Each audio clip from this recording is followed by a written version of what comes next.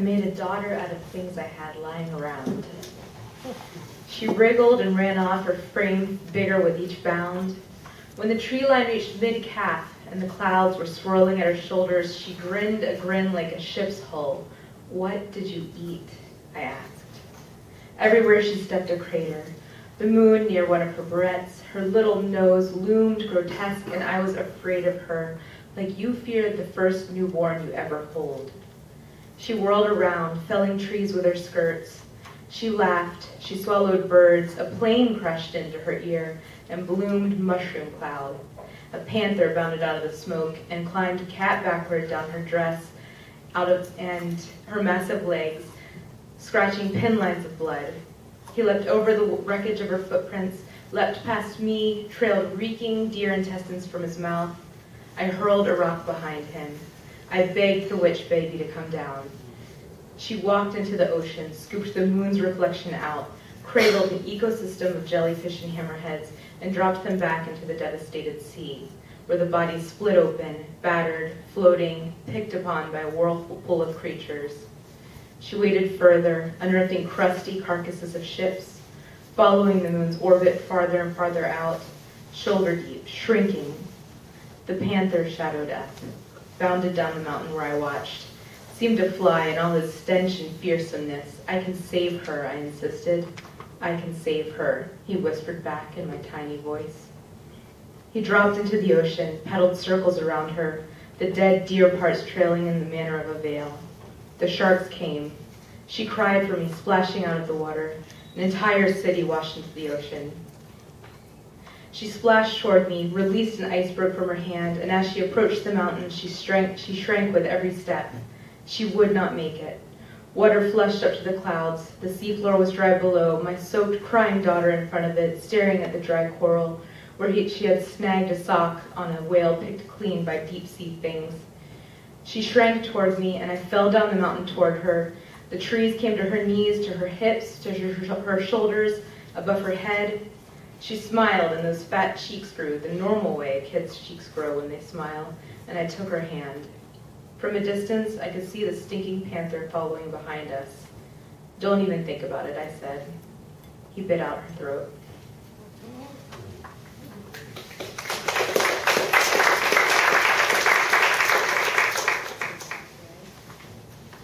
Introductory portion. There is no need for any of you to know what is going on in our collaboration. I myself have no idea. It's like waking from a dream on a train going cross country. You look out the window and your childhood is there. Why? The light is beautiful, but it's the kind of light that could signal dawn or dusk and you're sleepy.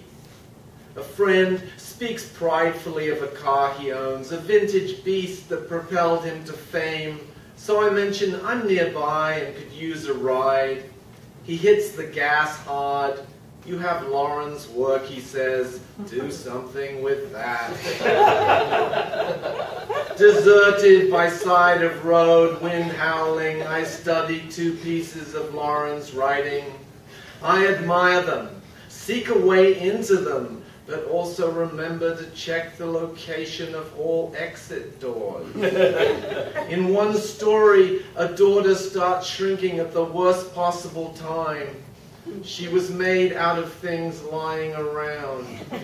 I have done a fair bit of lying around myself. Lauren emails to say she's excited about the collaboration. I'm happy for a moment. Then it dawns on me, she may be expecting to like the work. This would be encouraging if it wasn't terrifying. I pull the morning blankets above my head. Disappointing a woman, one of my major themes, is back on the horizon. Waiting outside these blankets which stubbornly resist my grip is the stinking panther of her closing lines. It closes in on me, and it is not pink. I have this to say about collaboration with unseen forces, and aren't they all, if not invisible, at least expertly disguised? What I have to say is how it will not work, not ever. Assuming you believe in time, and you look like a crowd that does, the way you glance covertly at your phones, fidget in your chair, measure the fluid remaining in your cocktail, have the idea of an improved circumstance down the line, sure, suffer through a bit of experimental lit, bite down on real food later. I know your tricks, but there is a willingness, minuscule though it may be, to see if it might work after all. This failing better, this falling down. One way to describe human relationship, the mother of all mother issues. The collapse that follows the collapse. But this is no seminar. We are here for sacrifice, to yield to the out of reach. I will shoot for it with Lauren's work in mind, as it has been in indiscernible ways, thus 1,000 obstructions, 1,000,000 wishes. I apply for membership on the team, a team that never forms a whole, but rather steps around it. Careful footsteps keep one upright for now. You, dear audience, may root for me. Please start. Don't make me beg. Fairy tale portion. When put under the knife, make sure the queen is present, not hidden away in royal seclusion. So often in life, I have mistaken her for someone else, pursued her daughters. Think Dustin Hoffman's portrayal of Mrs. Robinson, an early influence. Is that your girlfriend, my wife once asked? No, that's the queen. She don't roll that way, I say, trying to sound younger as well as informed. Not to divert over much from a non-existent premise, but in my view, many mistakes can be laid at the feet of caffeine and wanting. One is drawn in dreaming. The queen is fond of rituals. There's the one where you go ahead and get born. There's the one involving armies. There's the battle royal, the one about the closing of the book, the end of the story malarkey. In all cases, though, it's just lay down here on this marble slab, sweetie, I have instruments to sharpen. And really, what's a little blind trust between a royal killer and a loyal subject? Worse and certainly less colorful transactions take place every night at the Smoke and Mirrors Lounge. Once you've complied, it doesn't take long. From your new position, the view of her shoes is, shall we say, intimate. They are such well-chosen shoes, the finest in all the land. Pivotal moments in history right up the sides of her legs, decoratively, not intimidatingly, an important difference, and just the kind of distinction to cross your mind before you are done away with. It was your time. Think of it that way. Misunderstood portion. Alice, I believe that was her name, but even if not, it's the right name to follow the fairy tale portion. Came over. She walked right up to me, something you can never do to yourself, which throws a lot of so-called self-understanding in doubt. Anyway, up she strode. I liked your movie about the kiss, she said. I'd love to make films on subjects like that, anything to cut down on dialogue. But I don't make movies at all, and on occasion I talk too much. May I ask you a question? What happened in the film, I said. It was your work, she said. It wasn't that I was unimpressed with my ability or choice of topic. I just couldn't place the movie-making period of my life. And it wasn't helping the way her red curls snaked about her cheekbones as she spoke, the way the erotic is implied, when in fact not implied at all, simply a function of a slight downward bend of the head. Just a downward bend of the head. Just that. Nothing more, I repeated interminably. It altered my view, not one iota. An unquenchable desire kept rising from the ashes of objective reality like non-stop carbonation in a science fiction beverage.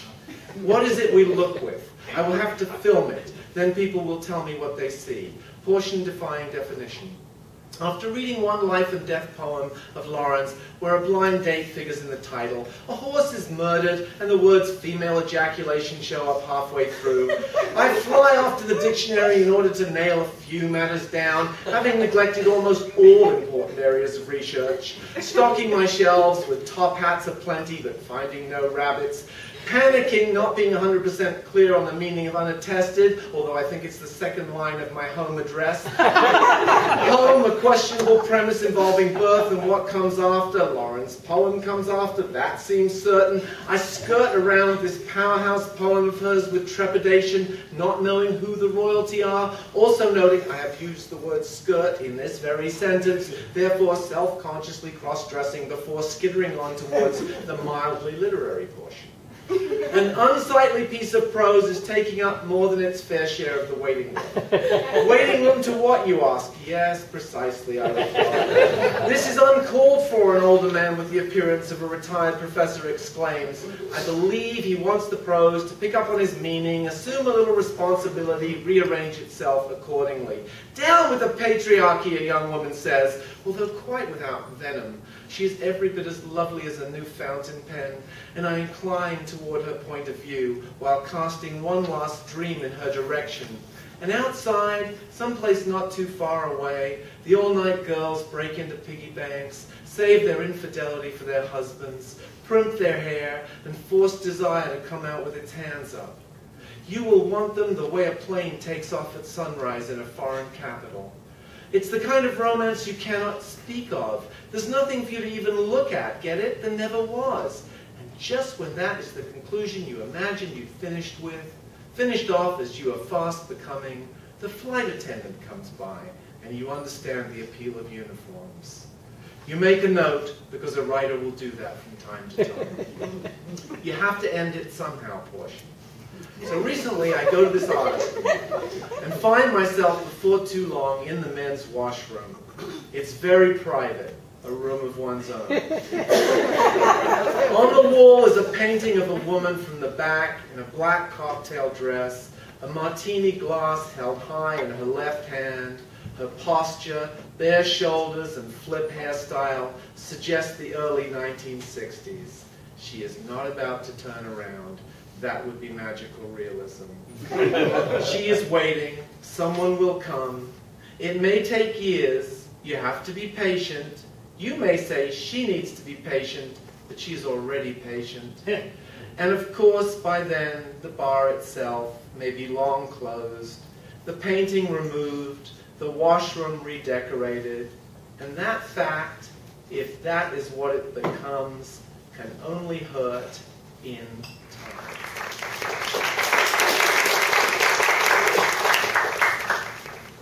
Indo-European horse sacrifice rituals and blind dates. In Irish horse sacrifices, it's the king who fucks the mare, not some four wives touching labia to a dead horse's dick. Strangulation in some mammals, such as horses and humans, ends in ejaculation. A horse whose eyes bulge before they saw through the massive neck. Female ejaculation, still unattested. If you have ever seen two horses fuck, you understand fear. If you have ever seen a horse murdered, you understand sex.